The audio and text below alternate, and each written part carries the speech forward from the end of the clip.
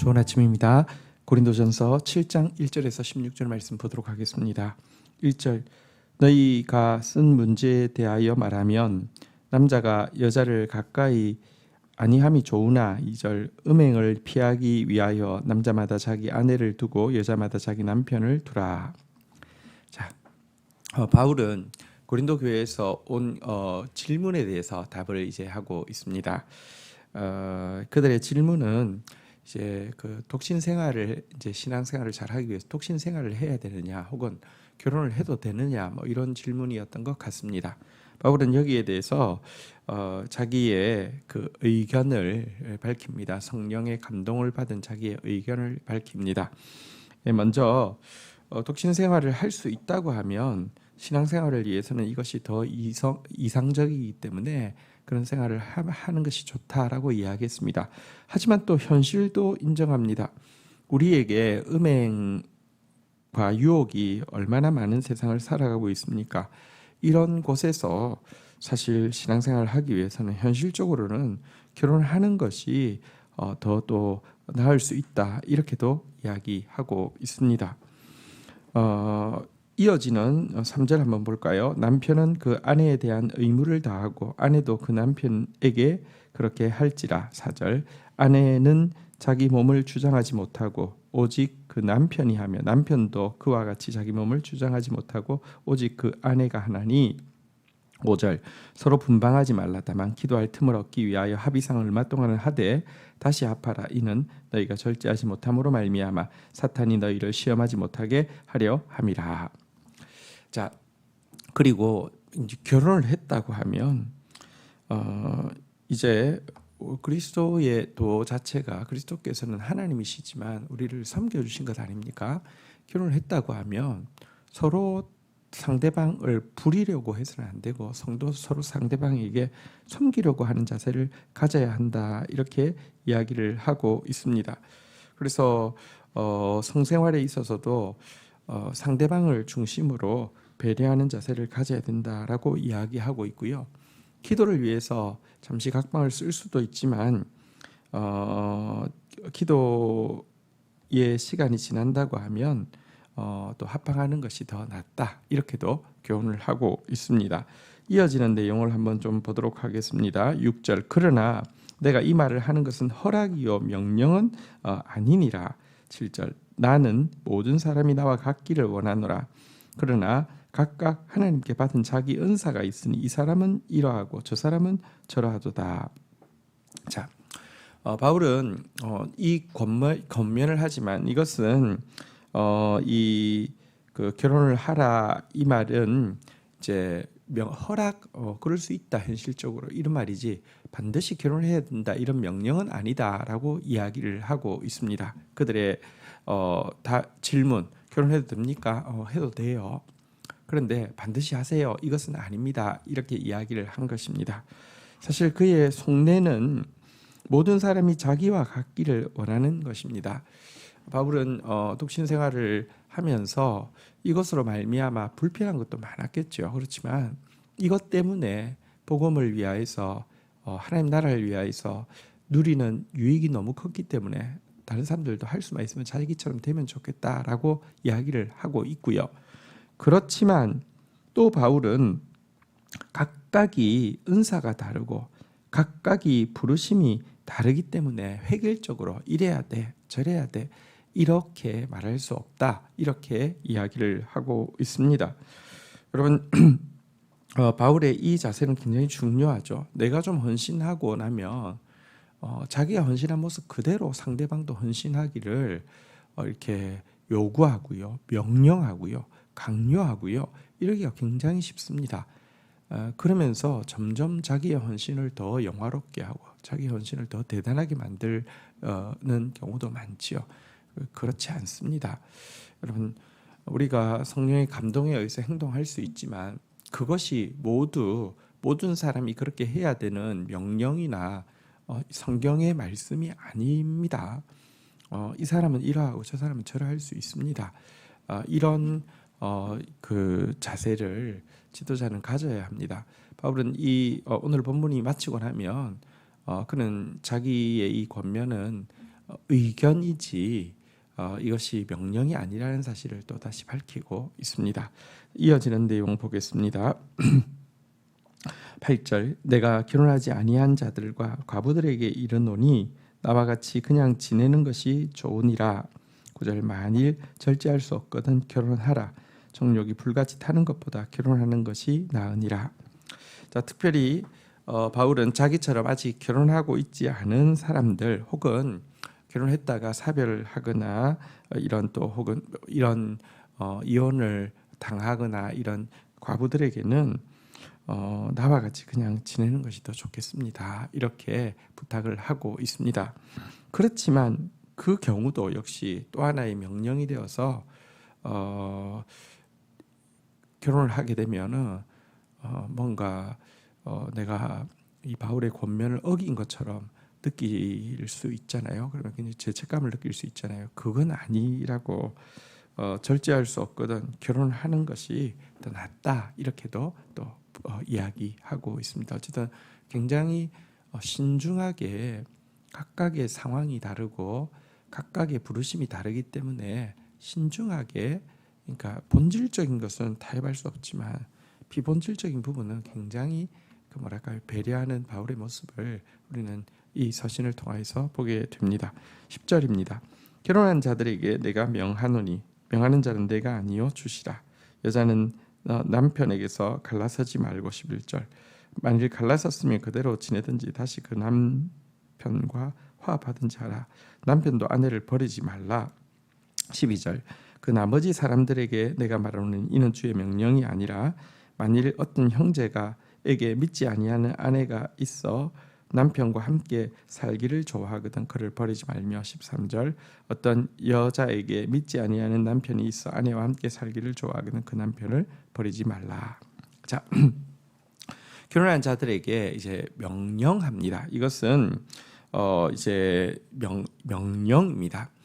왜냐하고 하면 내가 하는 말이 아니라 주님이 하신 말씀이기 때문입니다. 첫 번째 명령은 이제 그 믿는 사람이 믿음으로 교회 앞에서 결혼을 한 경우에 해당합니다. 이런 경우는 이혼을 하지 말라는 것입니다. 만약 뭐 이미 이 바울의 이 권면이 가기 전에 이혼을 한 경우라고 하면 이미 여러분 믿는 사람이 결혼을 했다가 참된 믿음이 뭐 믿는 사람이라는 것이 그냥 믿음의 무늬만 가진 것을 이야기하지는 않겠지만 어쨌든 참된 믿음을 가진 사람이 결혼을 했다가 이혼을 했다고 하면 이미 그러면 다시 무슨 다른 재혼을 하려고 생각하지 말고 홀로 지내거나 아니면 기회가 된다고 하면 워낙에 이혼한 그 관계가 회복되어 다시 합하는 것이 좋다 이렇게 이야기를 하고 있습니다. 아내도 남편을 버리지 말고 남편도 아내를 버리지 말라. 왜냐하고 하면 하나님 앞에서 한 결혼이고 둘이 한 몸이 되었다고 선포한 결혼이기 때문이라는 것입니다. 이것은 너무 쉽게 교회 안에서도 이혼이 이루어지는 것에 대한 경종을 울려주는 내용입니다. 자, 그러나 그 나머지 사람, 다시 말하면 믿지 않는 자와 결혼을 하게 된 경우에 대한 교훈입니다. 이것은 주의 명령이 아니라 나의 의견이다. 이렇게 또 정확하게 구분하고 있고요. 이런 경우에도 만약에 믿지 않는 이제 그 아내가 믿음이 있는 남편과 살기를 좋아하며 이혼하지 말라. 반대로 또 믿지 않는 그 남편이 그 아내와 믿는 아내와 살기를 좋아할 경우도 이혼하지 말라 이렇게 이야기를 하고 있습니다. 내가 저 사람하고 뭐 살겠어. 믿음 있는 내가 내 위주로 행동하지 말고 더 약한 상대방 위주로 믿음이 없는 저들이 절대 당신 없으면 안 돼요 라고 하며 그때는 이혼하지 말라라고 이야기를 했습니다. 왜 이렇게 가르쳤습니까? 자, 14절 믿지 않는 남편이 아내로 말미암아 거룩하게 되고 믿지 않는 아내가 남편으로 말미암아 거룩하게 되나니 그렇지 아니하면 너희 자녀도 깨끗하지 못하리라. 그러나 이제 거룩하리라. 자, 왜냐하고 하면 상대방이 믿음은 없지만 인격적으로 그 믿음이 있는 사람 배우자를 좋아하고 이렇게 의지하고 한다고 하면 이 관계가 결국 그 상대방을 구원하게 되고 거룩하게 만들 수 있으며, 특별히 그들의 자녀들이 있을 경우에는 자녀들을 거룩하게 하는데 하나님의 이렇게 그 통로가 될 수 있기 때문에 결혼 관계를 소중히 여기라, 이렇게 이야기하고 있습니다. 그리스도인은 사실 자기 중심이 아니라 하나님 중심인 사람이고요. 하나님 중심이란 말은 사실은 또 어떤 의미에서 다른 사람들을 자기보다 크게 여기는 것입니다. 예수님은 자기를 비워서 종의 형상을 가진 분 아니십니까? 그래서 결혼 관계에서도 이것은 여전히 유효하게 적용되어야 된다, 이런 말이고요. 자, 15절, 혹 믿지 아니하는 자가 갈리거든 갈리게 하라. 형제나 자매나 이런 일에 구애될 것이 없느니라. 그러나 하나님은 화평 중에 너희를 부르셨느니라. 자, 16절, 아내된 자여 내가 남편을 구원할는지 어찌 알 수 있으며 남편된 자여 내가 아내를 구원할는지 어찌 알 수 있으리요. 자, 그러나 예를 들어 믿지 않는 배우자와 결혼을 했는데 믿지 않는 배우자가 나서서 막 끝까지 이혼을 하겠다고 고집을 하고 한다고 하면, 그래서 이혼을 강제로 이렇게 하게 된다고 하면, 이런 경우는 그냥 받아들이라. 이런 경우는 마음에 별로 구애됨이 없이 받아들여도 괜찮다, 이렇게 이야기하고 있습니다.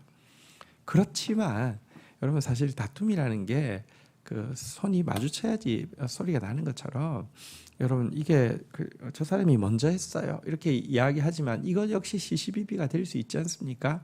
그래서 그때라도 우리가 화평 중에 부르심을 받았고 화평을 위하여서 부르심을 받았다는 사실을 알고, 어쨌든 이 분열이 일어날 때에 사실은 분열을 주도하는 사람이 절대 되어서는 안 되고 분열을 원하는 사람이 되어서도 안 되고, 어쨌든 화평을 위해서 최선을 다하라. 그렇지만 그럼에도 불구하고 갈라지게 된다고 하면 그건 받아들이라, 괜찮다, 구애받지 말라, 이렇게 부탁을 하고 있습니다. 그러나 어쨌든 다시 한번 믿지 않는 배우자가 나를 통하여서 구원받을 수도 있다는 사실, 이거에 대해서는 우리가 항상 유념하고 평화의 도구로서 복음의 도구로서 이렇게 설 수 있는 기회는 잃어서는 안 된다, 이렇게 부탁을 하고 있습니다. 여러분, 사실 우리가 여기서 한 가지 좀 유념해야 될 것이요, 어떤 경우에 대해서는 이건 명령이 아니다라고 이야기하고 어떤 경우에 대해서는 명령이다, 이렇게 이야기를 합니다. 어떤 경우에 대해서는 내가 주께 받은 것이 없다라고 이야기하고 이렇게 하나님 말씀을 전하면서도 대단히 신중한 모습은 우리가 유념할 필요가 있습니다. 여러분, 바울이 지금 전하고 있는 말이 성령의 감동에 의한 말이고요, 또 심지어 성경이 된 말입니다. 그렇지만 이런 말씀을 전하면서도 여러분, 자기가 성령의 감동을 받지 않고 내 임의로 하는 이야기가 아님에도 불구하고 조심하는 것은요, 그가 하나님의 명령이다 이렇게 이야기하는 것은 그렇잖아요. 둘이 한 몸이 되니 나누지 못할지로다, 이미 성경에 있기 때문에 그렇게 담대하게 명령하지만 성경에 정확하게 명시되지 않은 부분에 대해서는 이렇게 영적 지도자가 권면할 수 있지만 이거를 마치 하나님의 명령인 것처럼 이렇게 이야기하거나 우기는 것은 굉장히 조심해야 된다는 것을 보여줍니다. 신앙이 깊어지면 함부로 말하고요, 함부로 행동하고 자기 말이 권위를 부여하는 것이 아닙니다. 신앙이 깊어지면 한마디도 하나님 앞에서 두렵고 떨림으로 하는 것이 신앙이 깊어지는 것입니다. 그런 바울의 모습 우리가 본받기를 축복합니다. 주신 말씀 붙잡고 기도하며 나가도록 하겠습니다. 하나님 감사합니다. 유혹과 음행이 심한 세상을 우리가 살아가고 있습니다.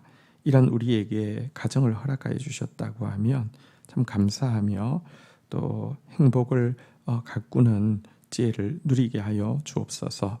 그러나 또 주님이 나라가 가까운 때를 살고 있습니다. 하나님 정말 하나님 나라를 위하여서 구별되게 헌신해야 될 때가 되기도 했습니다. 우리의 형편과 상황이 내가 주님께 더 집중할 수 있는 형편과 상황이 있다고 하면 또 이것에 대해 감사하며 이 시간들을 하나님 나라를 위하여서 선용하고 하나님 나라의 도래를 위해서 헌신하는 데 지혜롭게 사용할 수 있도록 은총을 베풀어 주시기를 간절히 간구하고 소원합니다.